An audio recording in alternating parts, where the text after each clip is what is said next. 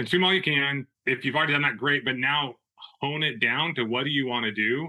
Start taking action towards that thing. And that's when you'll get even more clarity. And then it kind of, the hourglass, wheels and hourglasses, it comes out and then you have more opportunity, right? So, and it turns into more and more, but that's in like an action sense versus the top is like the learning.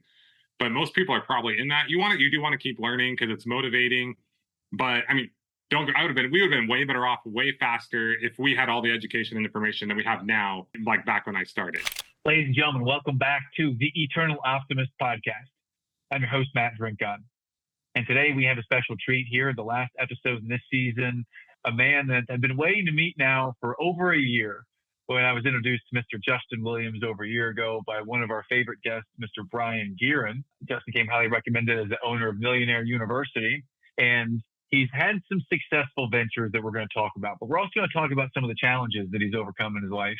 And I would start by saying this to plant the seed. He's an athlete, former Division I football player who stopped playing football his senior year and left school to go get into business. And he went hard into business and he had some success and then not so much success. So he had some real challenges. And then through hard work, and by the way, throughout all of this, he had 4 children along the way with his amazing wife, Tara. But throughout all of this, somehow, some way, from the highs and lows of being an entrepreneur and an athlete, he ended up becoming super successful in business and real estate and now into other ventures. And we're just thrilled to hear the journey of Mr. Justin Williams today. So without any further ado, I welcome you to the show. Welcome, Justin. How are you today, my friend? Matt, it's been a long time coming, man. I know we've never met, but you've been on my calendar for 15 months, and I continue to move this interview that I wanted to schedule over until the right time came, and here we are. So excited to be here. Heck yeah. I'm super excited to be here. And just to give our audience some context, can you give us a few bullet points? Who is Justin Williams? Man, that is a deep question. And I think depending on the day, the answer would be differently. And I think that's always evolving. I am a husband, like you mentioned, a father. I go back and forth. People talk about it's important to have an identity, and then I'll listen to some Eckhart Tolle, and he says, don't get too into your identity. So it's always evolving. I'm like, who am I? What do I want?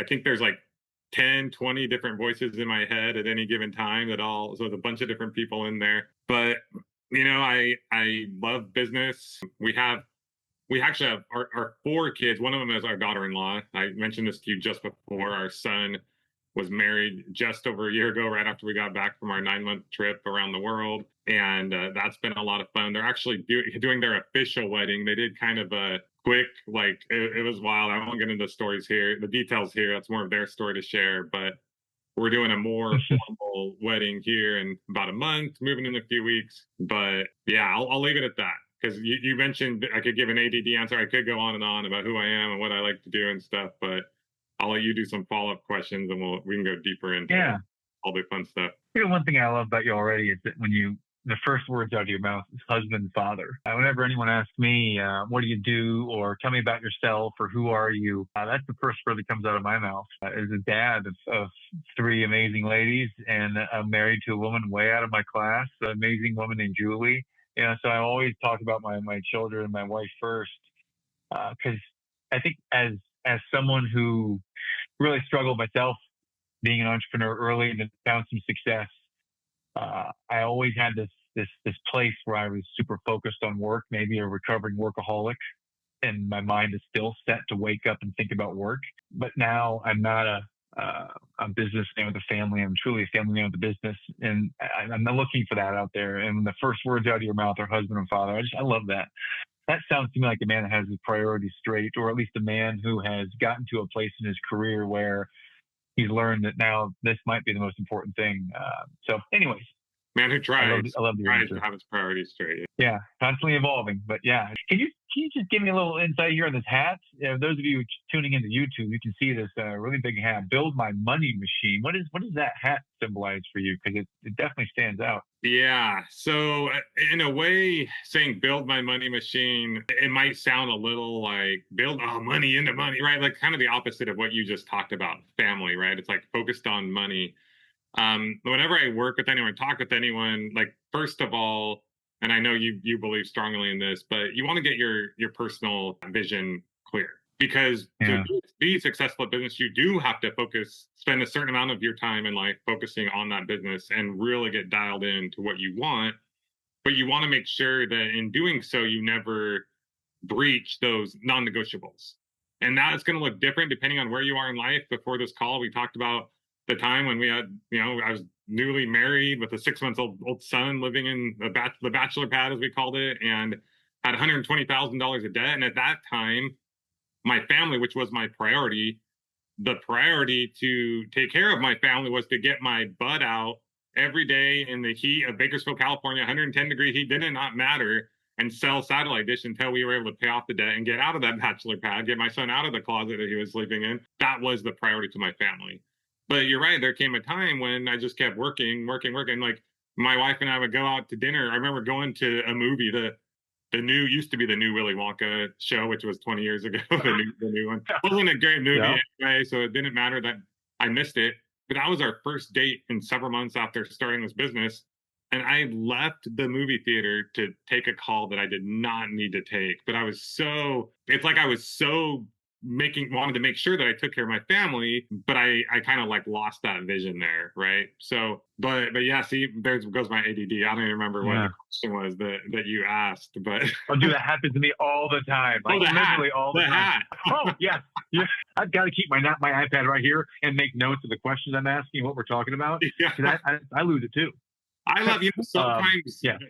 I sound like not the smartest person in the room. I'm not that eloquent in my speech, but I like to point that out to people that I got an 18 on my ACT, which for those of you who don't know, like at least at the time to go to BYU, like that was the bare minimum that you had to get.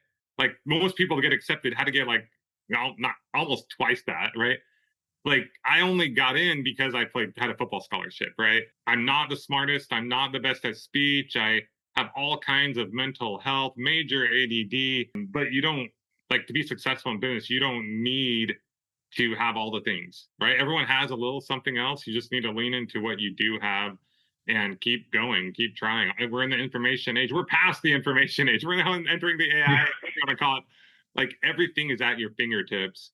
And as long as you just believe that you can do it and you keep moving forward one day at a time, don't let yourself get too distracted, you can be like successful. And success doesn't just mean making money. It means your family, your relationships, your fitness. You can be successful in all these things. So back to the Build My Money machine. When we got into flipping houses, we had a goal of I can't even screw in a light bulb, right? I don't know how to fix things. I'm not handy. I'm not good at electronics. I'm not good at fixing things. But we got to a point where we were flipping 100 houses a year. And mind you, this was after a couple of years of getting our heads beat against the wall and struggling greatly. But we got to a point where we were flipping 100 houses a year, not seeing most of these houses, and had everything pretty streamlined, pretty systematized. And we're making 7-figure income. And we were doing it, not to like sound like I'm pulling a Tim Ferriss here, but literally with just a few hours a week. And that was a huge turnaround where we were the previous several years. We were an overnight 6-year success or whatever you want to call it. Yes, sir. and since then, as I've gone on, we eventually started an education business, teaching people how to do that, sold that business, still get about $20,000 a month from that business and pure just passive income that we kind of worked out in the deal we did. But every business that we've started, we have tried to do it in a way that we could be involved in it, but that it could also function without us, right? Creating the systems, the processes. So some people, they want to be highly involved in their business. And I like to be able to if I want to. But like I mentioned to you, this is only my 3rd interview I've done in the past year. And I kind of want to do more interviews, but also it doesn't top the priority of being there for my family and doing those things. And we're currently in a spot where being there for my family no longer means going out and making money. It means being there for whatever it is that they need, whether it's connection with my wife. We just got back from an Alaskan cruise last week, month for that, Disney World. Like we try to go on a trip every month together. So it just evolves. It means something different now than it did before. But the money machine. So it's like with the term business, of course we have to use the term business because that's the language everybody speaks. But the term business to me, I think a lot of people, it's overwhelming. They hear the stats of most businesses fail, and they, I was reading a book the other day. It was from the guy, I shouldn't say the other day, it was probably like 6 months ago, honestly. The guy who Good to Great. I don't know. Jim Collins. Yeah. Which great author, has a lot of great things to share. But as I was listening to this, I was like, he was talking about creating a vision that lasts the test of time and like 100 years and all this stuff. I was like, I started to get anxious, and I'm a multimillionaire, started multiple businesses. Like this, it was overwhelming for me. And I thought most people that I know that have businesses don't run their business like this. They don't have like I started thinking about this. It's not like most of the businesses you read about are the businesses that are billion-dollar businesses. You read about them in articles and books and all these things. But I was like, most people, you can make a multi-6 or a 7-figure business, and you're not going to be one of those businesses. So it just got me thinking of what does it take to have a successful business that at least I want and that most people want. And it takes, initially you got to take that action. You got to learn. You got to go through those motions. And I could go into this more depth. But ultimately, what you want is a very basic process or set of processes that for every dollar you spend or every hour you put in, you get a multiple of that back. And you can do that on repeat, right? So, for example, our podcast, Millionaire University, when we started Millionaire University, and we still have plans for Millionaire University, but those plans do not supersede, once again, the family, right? We have our non-negotiables. Yes. So while I had a vision at one point, and it's still there, to make Millionaire University this household name and change the education system and become $1 billion business, which would be a natural result of the goals we have, that ambition does not supersede the needs that my family sometimes come up last minute. My son's getting married. Oh, okay. And, spending time with my wife and things like that. But what we have created with Millionaire University is a business that Tara and I can put 20, 30 hours a week into if we want. Okay. Or we can put no time into in a week if we want. It runs without us. Like you mentioned Brian, right? Brian does interviews for Millionaire University. So I've done a podcast before, and I love doing interviews. I love it. So I feel juiced. Like after this interview, I'm going to feel juiced for the rest of the day, right? It's great. But I think part of my personality, I have ADD, a little bit of not real bipolar, but feels like it sometimes where I'm like, sometimes I want to do something, sometimes I'm not feeling it, right? So we created the business in a way where it'll operate without us. We have 2 co-hosts. We have an assistant, Michelle, who runs all of our operations. She's setting up interviews. She's just doing all the things in the background. And Millionaire University is consistently, we have like an ad agency. We're bringing in anywhere from $30,000 to $40,000 a month and spending about $10,000, $15,000 a month. Tara and I could be gone for a month. Awesome. Yeah, right. And it's great. It's just an extra source of income, provides some great jobs and great opportunities for people. It's all about creating these win-wins. It's huge for Brian because it helps him grow his business. And it's huge for Kirsten, our other co-host. It helps her with the things that she's doing. Pay him a little something, give him a little equity, create this win-win-win for everyone. And we're as involved as we want. I could do 10 interviews if I want. I can create content if I want. I can do stuff on YouTube, but I don't have to be. So we're constantly trying to improve these little things. But that's what building a money machine to me is all about, is I want something that for every dollar I put in or every certain amount of time, I'm going to get a multiple back. And it's not, it doesn't have to be this big, huge, crazy thing, right? This big, huge new idea that no one's ever thought of. It just has to. So anyway, I'm not articulating my words super well, but I just try to help people understand that, like, go back to the days when you were young. Like for me, it was like, that lemonade stand, or we would sell candy bars at the store. Like what? Like, you know what I mean? Like what? Almost like get back to the basics. Everyone's worried about what kind of entity am I going to have, and do I have to what kind of website do I need? And it's like, well, what are you trying to accomplish? Keep it as simple as possible, and then you can build from there, right? But our model with Millionaire University right now, very basic, simple model. And for every every interview that we do, and we actually publish 1 to 2 interviews per day, right? And I'm very little involved in it. every interview we do, based on the ads that we do, we make about $700 per episode we publish, right? And then every dollar we spend, get this, every dollar we spend promoting our show, we make about $1.40. Okay. So yeah, so that's just, but it took us, our first year we spent like a few $100,000. Now, I don't think people need to do this. We had the money to do that. One of the problems with having money is you sometimes don't use money as well as you should, right? So looking back, we should have spent a lot less, but we spent a lot of time the first year, a decent amount of money, kind of figuring out what works best for us. And that's, anyway, I'm going off on tangent. I could talk about this kind of stuff forever, but that's Build My Money Machine. Okay. Well, keep it simple. Anyway, so go ahead, ask your questions. Well, let me break it down. Here's what I heard, because I think you just dropped some great knowledge bombs on us. And to the astute listener, you're trying to like discern what exactly did I just hear that I can use.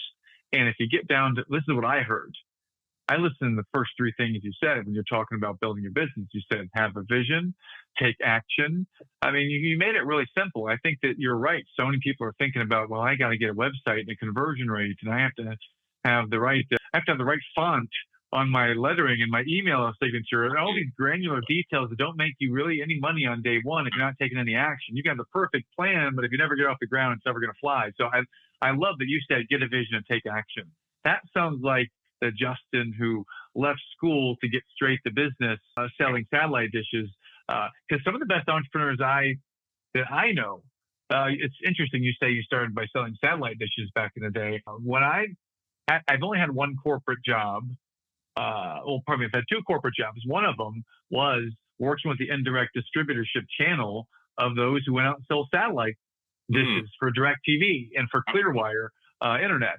You know, so I've met some of those grinders. Those people are out there going door to door, and they have teams that are out there doing it. And I respect the heck out of that. That's what I used to do too. I used to do it. I think I've probably knocked 100,000 doors. I mean, it's a great way to develop the skills. But like you said, you were an overnight success that took in your business over 6 years to get there. Yeah, I think that detail wasn't lost on me either. Because you said, and this is where I want to ask my next question. So I want to ask you about some of the harder, more difficult times that you had to endure, grind, and overcome to get where you're at today. And I think what you said was before you got to the place where you were flipping houses at the tune of 100 a year, the previous years right before that, you were struggling gravely. So if you could help us understand, what was that? What is struggling gravely? What was happening in the day-to-day life and just struggling gravely? Because everyone wants to celebrate all the wisdom you have now, but I'm curious about the time when struggling gravely and all the stuff that happened there, Justin. Can you tell a little bit of that story? I'm going to throw a little bit of a wrench in here. Earlier you said one of the questions that you were going to ask me was like the hardest struggle of my life. And then I'm going to go back and kind of cover some of those. Maybe we'll leave like an open loop, or anyway, just kind of some food for thought. The biggest struggle I've ever had in my life was probably about 6 months after we sold our business. So this was after we had already been flipping the 100 houses a year, made, the 7-figure income from that, created another 7-figure business, educating people on how to do that, sold that business for, several $1 million, nothing insane, but a decent amount, totally done with business, started dedicating our lives to service, like PTA, church service, and thinking this is what we always wanted.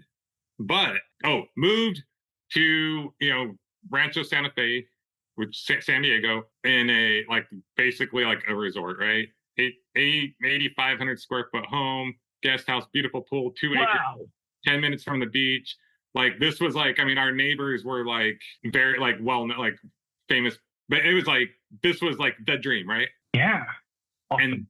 But then not feeling fulfilled and struggling in my marriage. And that being the biggest challenge, the worst feeling, harder than anything else, because anything else I'd gone through before that, I felt like I knew what the solution was. It was, I got to make more money. I got to do this better. I got to work on this, right? Before, when I wanted to play football, I got to work out harder. Yeah. I got to run faster. I got to learn the plays better. But at that moment, I did not know what to do. And I had done everything that I thought I ever wanted in life. And I felt empty inside. And that is way more depressing than any amount of money that you could not have. So Yeah. anyway, didn't even throw Yeah. in there too much, but No, no. I think that's a very real challenge that a lot of men may struggle with in silence. Don't know how to articulate that, and maybe some may be made to feel shame around that. That, oh, woe is you! You're super successful in your business, and now you have financial stability and maybe wealth. But you have a problem, and the problem is, where do you pour your passion into? And maybe your marriage is struggling because you're unsure of your purpose at this moment, because you achieved the crystal tower, you achieved the big goal, but then what's next? And yeah, I can relate to that. yeah, I can relate to that. it was wild. And long story short, a lot of inner work, really like diving deep. And we're not perfect, but we're in a great spot right now. Still regular like disagreements, but as of the last like few days, we're doing pretty good. I always tease about 1 week we could be marriage therapists, and then the other week we're like, wait, what is happening? And I just share this openly because no matter where you are in life, like relationships aren't easy, but that's why I say that it's the most important thing to me. Money, you got to pay the bills. If you can't pay your bills, if you can't eat, like Maslow's hierarchy of needs, like you gotta be able to take care of those basic needs, so you can even like recognize like, oh, I have an internal work that I need to do. That's why I wish wealth upon everyone, so you can know that it's not about, you can know that it's not going to solve all your problems, so you can then do the real work, and you do the real work along the way. But anyway, I would say I digressed. I don't think it's a them, but I want to get back to answering some of these other questions that you had, and then we can continue to talk about this some more if we want, whatever direction we want. Okay. Well, I've still got the bookmark. I'm coming back to that struggling gravely. But before we get to that, you just said something that I know our audience is in tune with. It's the idea of having the self-awareness to know that I'm struggling in my marriage, or that I'm struggling in my identity, or that I'm struggling as a dad or as a parent. I wonder that after you have the success, you move to San Diego, you appear to be living the dream, and you've achieved this level of financial success. When did you realize that you may be struggling with yourself, with your marriage? I mean, how long did that take, and what was that like, discovering that? I mean, I think I actually recognized it a little before that when we moved to San Clemente, which was our first dream home, and then we ended up moving to another dream home, and it continued. By then, it was like starting to improve. But yeah, I mean, basically, what it came down to was, I mean, you're just doing all the things, you have all the things you think you ever wanted, and I mean, I don't want to try to make this overly like, it just is what it's just.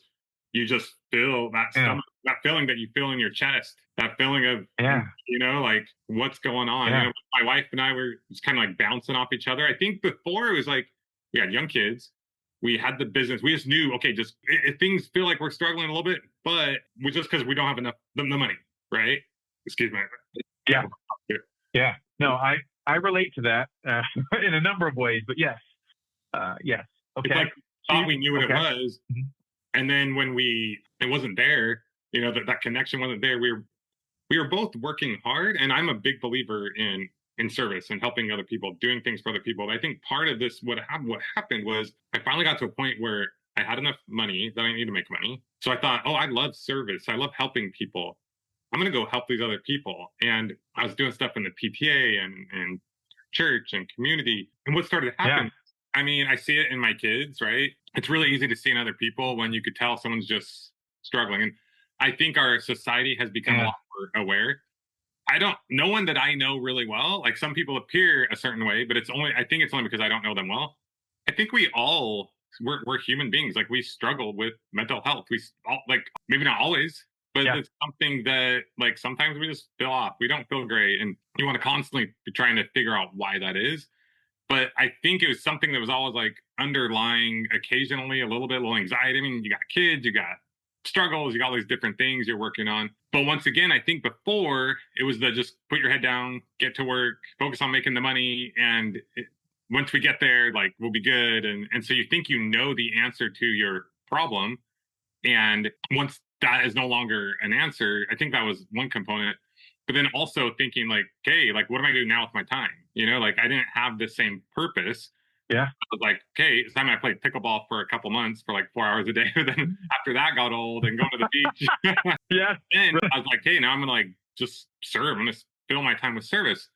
The problem with that is I ended up doing all the things that I had spent years figuring out how to get other people to do. I was now the one doing the, for lack of a better term, this probably isn't, politically correct, like the grunt work, right? Like I was doing all the things that I did not like to do. Like I don't like to do manual labor. I don't like to do, I was going door to door downtown, knocking for the PTA to like do a fundraiser, on average making them about $15 an hour for this fundraiser. And I was just like, what am I doing?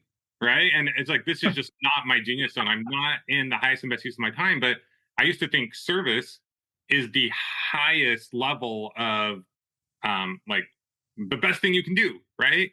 I'm like, true, maybe, but how? Right. And that kind of brings us full circle to Millionaire University. And we're like, we're making money at Millionaire University because I believe that's the fuel that helps you continue to grow and serve and help more people. But I just realized you can be in a business and be serving people. You can be, because then you call the shots, you do it the way you want, right? I still believe in doing service without any kind of reward at all. But maybe there's like a certain amount that makes more sense for me or somebody, right? So that was one component. Another component was my wife started, she had spent all these years like helping work in the business, raising the kids. And she's like, finally, I'm going to do some things that I really want to do. So I think I envisioned what retirement or, being done working might look like. And she kind of envisioned something different. She was spending time working on different projects as well. And then hanging out with them and all these different things. And it was like, it just felt, I don't know what it was, right? It just was like something fell off. But we kind of came to this point where we're like, is this marriage even going to work out? Which was crazy because like we've been married for quite a long time. We'd achieved all the success. So, sometimes you got to not hit rock bottom, but you got to go down to go up. Right. And I'm grateful for that. Anything that I can, what Steve Jobs like talks about, connecting the dots. And it's always the dots looking back. It's very difficult to connect the dots going forward. So I'm a firm believer, and this is kind of ties into the eternal optimist. I'm a believer in this because I think we have no other choice, but you have to believe that everything that's happening, I think I heard you say this even like for you, is there's something greater there, and I'm not trying to get like too like woo or like deep in that, but like we have like I've tried not believing in that, and then it just leads to like feeling like what's the point or depression, right? And so I just but it's so easy to see looking back. Everything I've been through that's hard, everything I see my son who's 19 and recently married going through right now that's hard, like it's so painful for me to see my kids suffer, but I also know it's the best thing for them. So it's this brutal thing of like seeing them suffer, but also putting them in spots that I know is going to make them suffer because it's ultimately what's going to make them grow, So agreed. And I don't think either one of us are super successful right now because it was easy. No. And I'm totally with you that the hardest stuff has made my resolve stronger and it's toughened me. And I think that the eternal optimist side, which I've always had, and I think I got that from having parents that foster a strong self-esteem in me. I believe that's the genesis of my mentality and my strong self-esteem is from them. But it's always been there. It's always been that, man, I can come back from this, or man, this is hard, but I'm learning something. I can use it now and get better at it. I mean, that mindset's always kind of been there. Can you pivot now and go to that tough time? If we can go back to the bookmark, go back to the struggling bravely part and explore, what was that hard time like before you reached 100 flips a year and before you reached that financial success? What was that? Yeah, so I remember when we had the $120,000 debt and we were living in the bachelor pad, small house with like 8 people, and we lived in the one room and our son slept in the closet. And I remember my wife asking me, just like one of those moments of like, are we gonna be okay? Like what's going on? And I said, and it's hard to get those questions, right? But I said, kidding. Yeah. What was so strange is, in my mind, for whatever reason, I was wired, and I don't know if this was, and I sometimes reflect on why that might be, but I said, even though it's been hard, and I felt bad that I put her through this, I want to say for 1 second, I never doubted. There were seconds or moments of doubting, but I would say it was like 99.9, like no doubt, like complete confidence that we would be wealthy. We would be not only okay, but we'd be wealthy. So what I told her in that moment is I said, you know what? We're fine right now. We have a roof over our head. We have food in our stomachs. We want for nothing. I said, and as I look into the future, I don't know when it's going to happen. I'm not going to tell you it's going to happen in 6 months, like it, like I did initially, like a year, we're going to be rich. But I do know, I know other people have done it that aren't like anything different than us. I know, like this is what I know. Yeah. I know other people have done it, and I feel like we've learned a lot from what we've been through, and I'm very confident that at least in a few years we will be incredibly well off to where we can pretty much do what we want, how we want.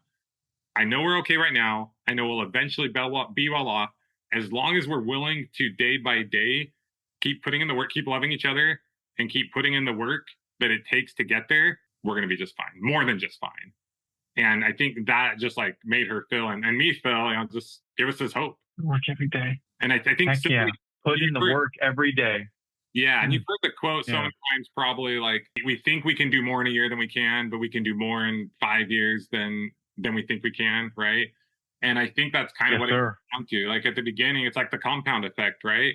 Like when you're starting out, you know nothing, you have no connections, you have no money, and then these little things, if you keep taking the small actions day by day, putting in the work, learning the things, they build. You're building skills, soft skills, hard skills, you're acquiring knowledge. And if you continue in that just constant forward momentum, all these things, tangible and intangible, start to like be put together until you eventually reach that, as they call it, exponential growth, right? And that can mean lots of things. It could be financially, it could be physically, it could be in your relationships, but it can also go the other way if you don't keep having that optimism and keep moving forward in those things, right? So yeah. Here's what I heard. I heard a quote in audience. I hope you're listening, because I believe this is going to apply to 90% of the people out there, 90% plus. As long as you put in the work every day, you're going to get there. But what I'm learning and what I'm witnessing in real time with Justin is that not only did he put in the work every day, he did it while he was getting questions from his wife. Are we really going to make it? Are we going to make it? And as a husband who, when I got married, I got that question a couple of times. Because as soon as we got married, I gave up my $250 million job and I went and started a company and didn't make squat in the first year. And we lived very, very frugally for the first 3 years of our marriage until, in year 4 it took off. And right now we're in year 12 of marriage. So it wasn't that long ago that we were struggling or that we were living very, very frugally. And I was getting those questions. So I still remember it. And just the wisdom you shared, as long as you put in the work, some work every day, you're going to get there. I think that's one of the cornerstones I would build on for sure. And I think you have the vision, like you have it as a goal, right? Like we sent out an email this last week, and I don't have this perfect framework. My framework for trying to help people is constantly evolving, but we called it your big picture statement. And the email before that was talking about personal vision. So personal vision comes first, but then big picture statement is kind of more based on the financial side, and it's a result of what you want with your personal vision, with your life. But we said you need to state in one sentence how much money you want to make, by when you want to make that money, and the business idea or the tool or the way in which you plan to make it. Now, it doesn't matter that you actually reach those goals. So for example, we encourage people to do it maybe like for a monthly basis, right? So an example I gave was, I want to make $20,000 per month within 12 months with my power washing business, right? Whether you know about power washing, ideally you take a skill that you already can leverage and you know about, but whether you know about power washing or not, it was just an example. And the reason why that's so important is because we talked about doing the work, but a lot of people, they quote unquote do the work, but they're maybe setting up an office, and it's like, well, you don't even have business yet, or they're getting business cards, they're coming up with the names. It's like, well, you haven't got my customer. Like, so when you have that goal, what it causes you to do, the next step, which will be our email for next week, is break that down into monthly amount of money that you need to make, and then break that down into the actions that you need to take to make that amount of money. And very, very rarely, and then you break it down into daily actions, right? And very rarely in business, if you have the tangible goal of what you're trying to accomplish, so you got to have the vision, a very clear vision of what you're trying to do, and that allows you to reverse engineer. You can't reverse engineer something if you don't know what kind of house you want. You want a house, but you never like come up with an idea of what you want. You're never going to be able to create the path to get there. If you know I would like to go on vacation someday, but you never say, oh, I want to go to Hawaii. You can't start breaking down how to get there, how to make it happen, right? So the same is with the business. Yeah. Even if you don't spend a lot of, like, I would encourage people when coming up with this big picture statement, just do it. Like, do it like within 1 minute. And then you can always change it if you're not beholden to that. But don't spend the next like 6 months now trying to come up with your big picture statement. Like, how much money do you want to make a month? By how long do you want to take to get there? And what are you going to do to make that happen? Then start breaking that down, reverse engineer that, and then adapt and adjust over time. But very rarely, if you do it that way, will you come up with, because all a business really is a to-do list. It's accomplishing a to-do list, but a to-do list that is well organized based on the vision that you have. So very rarely will your to-do list to reach this goal that you've now broken down into daily things you need to accomplish will include something like get new office furniture, right? It's not going to include things like just random things that we all do. I love education. I probably average listening to 6 podcasts a day, but some people have like the list of books they got to read.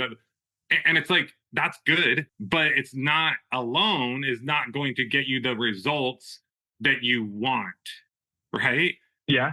So a lot of people confuse doing stuff with progress towards their goal. And the two, they're not always aligned. Sure, if you don't have anything in here in front of my head, if you don't know what you don't know, you can't do anything. If I don't know power washing is a business I could do, I'm not going to do that. Yes. So I love that I listen to podcasts. I'm constantly getting ideas of what to do, how to do it, and I can grab bits and pieces from here and there and put them all together. But if you're only learning and never doing the things and moving towards this goal you have, you're not going to get anywhere, and you're going to be confused as to why. And then your spouse or your family, they told you so, and you're like, they were right. And like a business, that's another reason I love Build My Money Machine versus just a business, because businesses fail, but you don't fail. Like, failure is not real, in my opinion. You only fail when you stop, when you give up, right? So, Wow. I love that when you started to say that, when you started to say failure isn't real, instantly in my brain failure is real if you quit. Yeah. Failure is only real if and when, you stop. But if you keep going and learn from it and get a little bit better, then it's not failure. It's actually failing forward, some would say. It's learning. For example, I know a lot of people who may have big ideas. They may try to listen to a book on Dan Martell, Buy Back Your Time, for example. Sure. They don't do anything with it. Yes. And people that go listen to the podcast never take any action. So if you're listening to several a day and that's your way of sharpening and you get ideas from it, can you give us an example of sometime you listen to this podcast, an idea was sparked that led to this? I'm curious how you learn.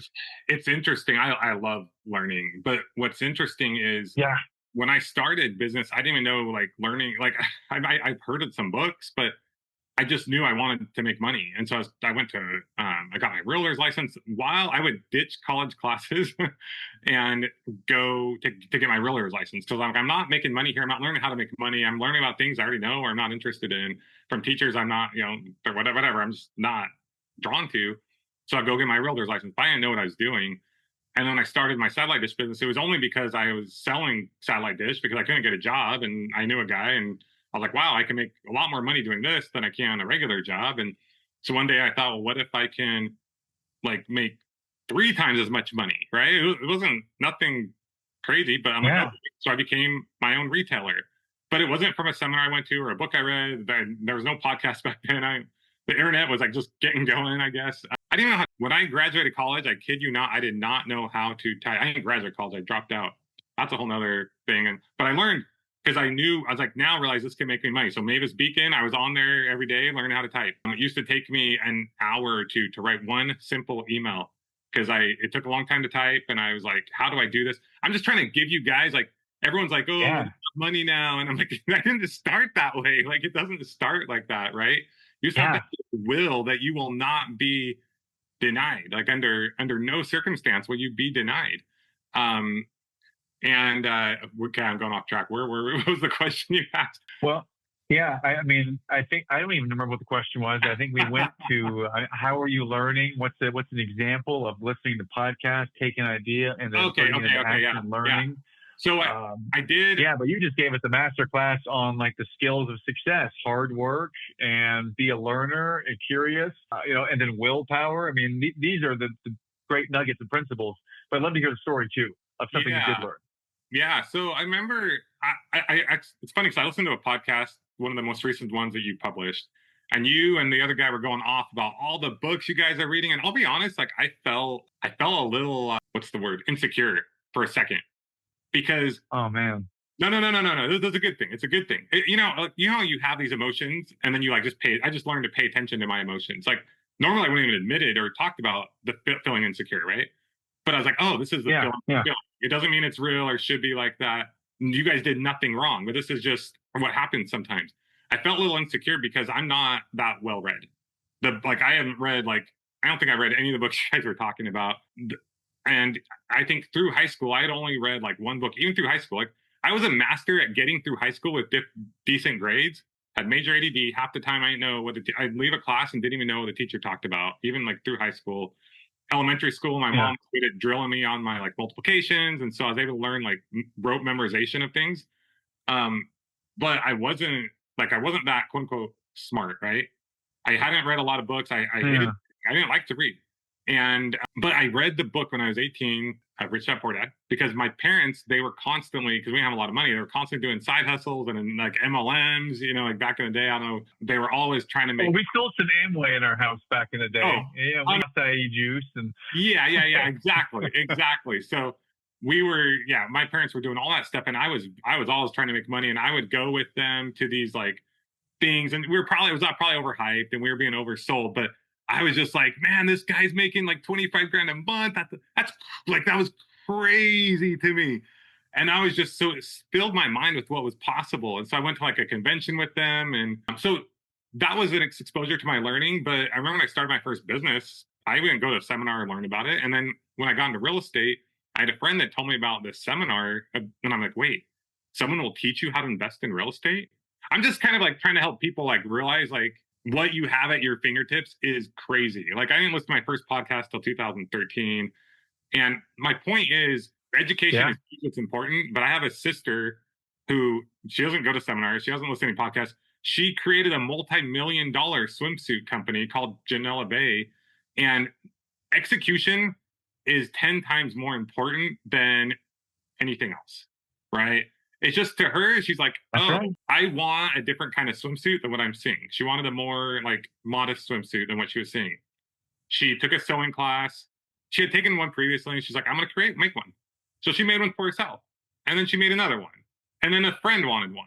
And then she just kept making these. And then she learned how to get them made overseas and learn one thing at a time. And then it blows my mind. Like, because to me, I'm like, there's so much education out there. Like, take advantage of that.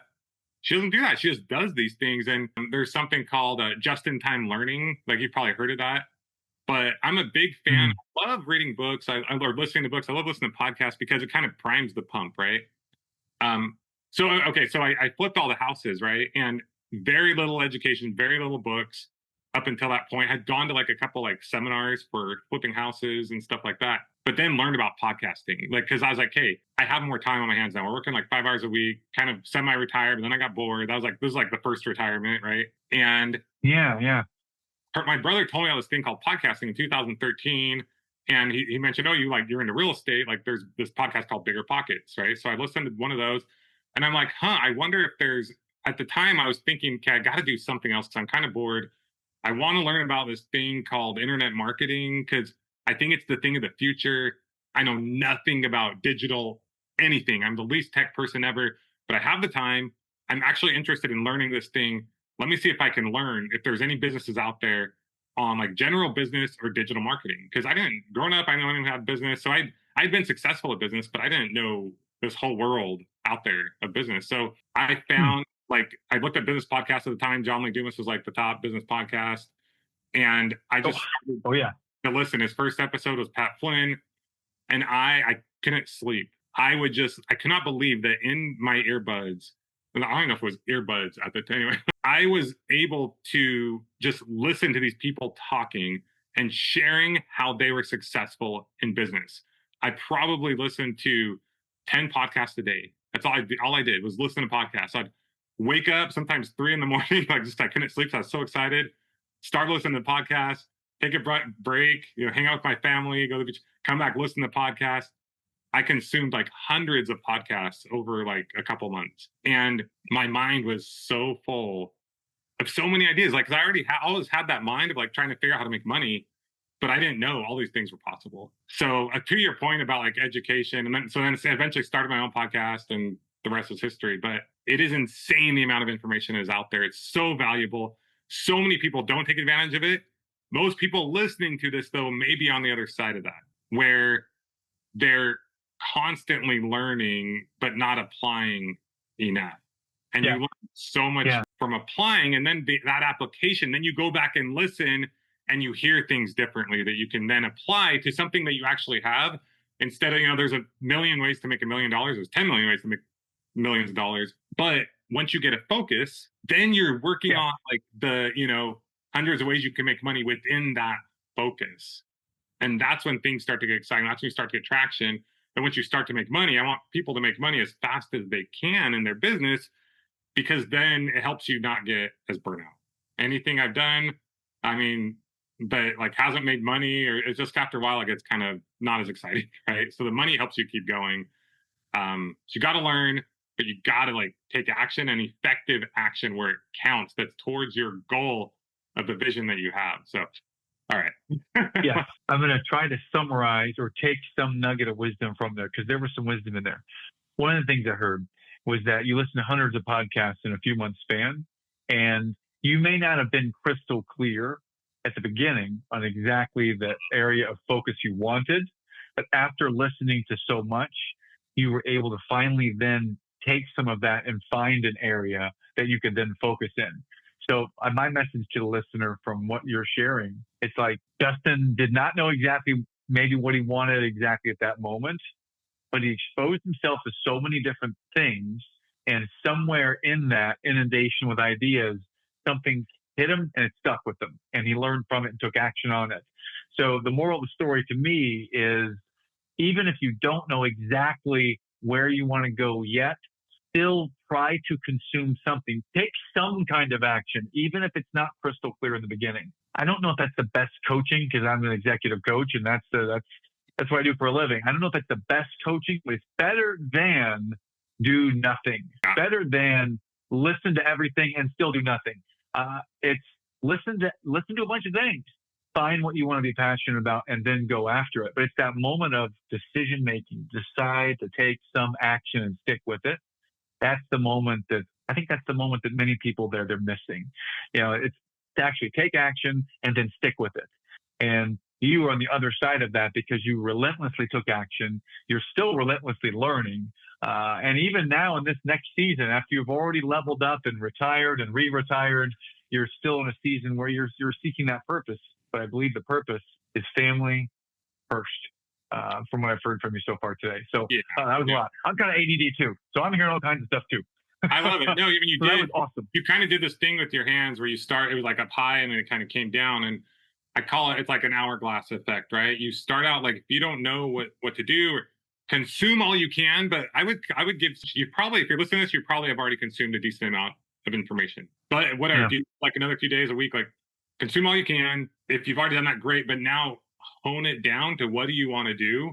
Start taking action towards that thing. And that's when you'll get even more clarity. And then it kind of, the hourglass, the reason it's hourglass is it comes out, and then you have more opportunity, right? So, and it turns into more and more, but that's in like an action sense, versus the top is like the learning. But most people are probably in that. You do want to keep learning because it's motivating. But I mean, we would have been way better off, way faster if we had all the education and information that we have now, like back when I started. But you've got to take action. You've got to, and I say action, not just spin your wheels action. What do you want to make? Mm-hmm. And a lot of people are like, oh, don't talk about how much money you want to make, just create value and the money will come. Like, I think it's important because we receive 11 million bits of information per second to our brain, right? We get focused on whatever we focus on, right? the car. If you are focused on trying to find a red car, you're going to see the red car. If you buy a new car, like that's the kind of car you're going to see on the road, right? Because your brain is focused on that, and our brain eliminates everything else, right? So you really want to set in your brain and make it clear where you're trying to go, what you're trying to accomplish. That can change. It doesn't matter if you reach your goals at the exact time that you put down. It doesn't matter if you change the vehicle for doing it, but get a focus, move towards that direction. The only thing that matters, like fear is usually what holds people back. And we can talk about we go into like the limbic brain and fight or flight and all that stuff. And we're afraid of what people are going to think of us, and et cetera, et cetera. But one of the big ones that actually is a real fear, legitimate, that makes sense, is the fear of losing money. So as long as you have what I call a risk mitigation strategy in place, you're able to eliminate that fear of losing money. And if you can do that, and then everyone else talks about all the other ways you can overcome fear of like what people think, and we can get into that, but I don't think we have time. But if you can eliminate that, that's the only true fear. All the other fears are false. They're not real. Unless you're going to get like really attacked by a bear, that's a fear. You should probably run or do whatever, look big, whatever you do for a bear. But the other fears aren't real fears. If you can recognize, okay, this isn't a real fear, but the fear of losing money is real. You know, we don't want you to lose a bunch of money. You might lose a little bit. We don't want you to lose a lot. So have a risk mitigation strategy in place. That's what actually one of the ways that helped us go to flipping 100 houses a year, because I flipped my first house and I was freaking out. We borrowed $70,000 from a coworker of my dad's, and like, which isn't a lot of money to flip a house, right? I mean, so it wasn't like a big, huge amount, but I was so afraid that we were going to lose his money. And once we had our risk mitigation strategy in place, we were good to go. So what we did is a combination of wholesaling houses, which means we'd get houses under contract and then sell them. It's impossible to lose money that way, right? Maybe a little bit on the marketing, but we weren't going to lose like a ton of money. Other things we did were I started to get into rentals, and without even realizing that we were creating this risk mitigation strategy. And so when I focused on the rentals, I wasn't focused on losing money as a flip. I just had to know the rental numbers. And I knew, okay, this house, we can get it for $50,000. It's going to rent for $1,000. Like those numbers pencil out after financing and everything, right? This isn't like a real estate education class. I'm not going to go too deep into that. But I knew these houses we were buying, we were good to go. But then after a while, we ran out of money. So we ended up buying, 12 houses over a 3-month period, which was the most houses we'd ever bought up until that point. And I didn't want to let go of these houses. So I wanted my $5,000 a month of cash flow. That was the goal back then. And we were out of money. Our investors were out of money. And we had to pay our rent. So kicking and screaming, we sold 4 of those houses, and it made us more money than we would need for an entire year, for all of our expenses. And I was like, oh, wow, we're now free for at least a year. And we did it within a month. We sold those houses, right? And I thought, I wonder if we could do this every month. But I stopped looking at the houses like I had a plan B now. I started analyzing them for flip and for rental. So in my mind, I was no longer afraid of losing this money on these houses. So I was able to move forward because I had this risk mitigation strategy. And then to layer on top of that, to do even more, we started to get JV partners, which means people who were experienced in real estate, who had deep pockets, that saw the returns that we were able to show them. We're like, hey, we're making like 50, 60% annualized return on this money. If you provide the money, we'll give you half the profit. And they're like, okay, 25 to 30% annualized return. You have a track record, works for me. We no longer had any risk. We had the money taken care of. We were still doing the same strategy because their money was as important to us to take care of as our money, but it just allowed us to keep moving forward to the point where we were flipping 100 houses a year, not seeing them. And that risk mitigation strategy was in place. And what I will say is we spent a lot of money in a lot of businesses, and we've lost money in different things, but there's a lot of businesses that you can start that take zero to very little money. So as long as you're approaching it that way, you cannot lose money that you don't spend, right? So anyway, take action. Do something that you're not going to lose money on, and realize most fears are fake, but do the hard things. Why are we so afraid to talk to people?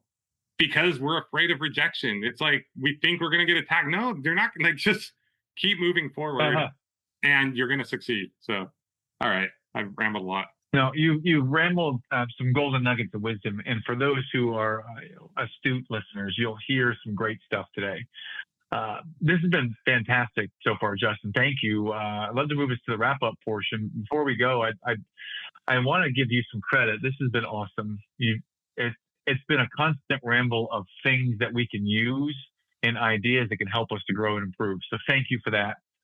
Sincerely. Yeah. How do we find you? How can we learn from you? What are some like social media places? How do we get out there and find Justin Williams? I would just say, I mean, Millionaire University is where you can find like our podcast. We're on YouTube as well. I mean, we're on like Instagram and LinkedIn, but I never log into those. That's not like the best place. That's more of a place that we hope people might find us and then come to the podcast and whatnot. Our newsletter, go to millionaireuniversity.com and sign up for our newsletter. We kind of took a break from doing it, but we've kind of been ramping up. That's kind of been a big part of our focus recently. And you can always reach out to me, okay. Justin at millionaireuniversity.com. We're not currently selling any programs or anything. Someday we hope to do that. And we had the Build My Money Machine course. But my personality right now is like with AI and everything that's going on, it's like things become outdated so fast. Like I want to have a program someday that is ongoing. But like I said, right now it's all about family. And so we have the podcast. But yeah, reach out though. I will always answer my emails and love connecting with people. So okay. Fantastic. Well, before we wrap up and go, Justin, by the way, your name is not Justin, it is Dustin with a Z. At least that's how it's saved in my iPad. Somehow it read my J as a Z. I love Justin it. Williams. So, Justin, can you share with us if there were a book that's had an impact in your life, can you recommend to us what might be your favorite book? Yeah, so I kind of answered this question before because I heard it on the other show, but I mean, I read, and this is the classic, everyone says this, I read Rich Dad, Poor Dad when I was 18. I read E-Myth. That was the one book that I did read when I was doing my satellite dish business. And even though there's a lot missing from both of those books, and E-Myth actually is a great book, but I would not overdo it. Like part of the reason why I think I struggled in my satellite dish business was I was working so hard on perfecting every little like system and process, and we weren't bringing ourselves, and so I had to let all that go and just focus on the bringing in the revenue, right? But I still think that's part of the reason those books in my mind, even though I didn't read a lot of books, always stuck with me. Rich Dad Poor Dad just kind of changed my mindset, the way of looking at things, and then E-Myth just believing that I could create a systematized business that can run without me has always stuck in my head, and that's kind of been everything we've always tried to do was had that as a major component of it. So, that's normally the question I ask. I have a different one for you. I mean, I already asked that one, but here's the other one. You've mentioned podcasting a number of times today. What are your top 1 to 3 podcasts that you still find value in today, Justin? Well, so what's interesting is because we do so many podcasts, a lot of the podcasts I'm listening to are our podcasts. I usually listen to them after they've been published because we publish 1 to 2 a day, and usually we do at least 1 new episode per day, and then the other episode is a replay, which fascinating enough, I'm just as kind of an interesting nuance. Like we get as many downloads on the replays as we do I'm a lot more careful with the replays we do now with AI and trying to make sure it's not talking about like SEO from a year ago versus now and stuff like that. But so I love listening to our podcast, but I've listened to many of your episodes. I think they're great. I just like checking out a bunch of different episodes. Okay. Pat Flynn's a classic. When I first got back into podcasting and started Millionaire University, I started listening to the Side Hustle show with Nick Loper. I think he's great. Recently started checking out some of like a diary of the CEO. I think that's what it's called. What else do I have here on my? I mean, I wish I had more time. And I say this with, we only have 24 hours in a day. I'm really happy with where we've been spending our time lately. I think it's been really good. But man, if I could just like consume all this stuff, it would pretty amazing. But what are some other ones I got in here? It's been a while one for you. I wonder if you've heard it. Have you heard Finding Mastery with Michael Gervais? I haven't. I'll have to check that one out. Is that good? I think you might like that one. It's the first place I heard Goggins speak, like 6 or 7 years ago, and he interviews world-class performers and asks them how they do it, and he goes I really love deep. it. I think that's been interesting. Ferris back in the day was good, and he's still got some stuff. And I like Huberman Lab nowadays, and Peter Attia's The Drive. Those are ones that get me nowadays. Yeah.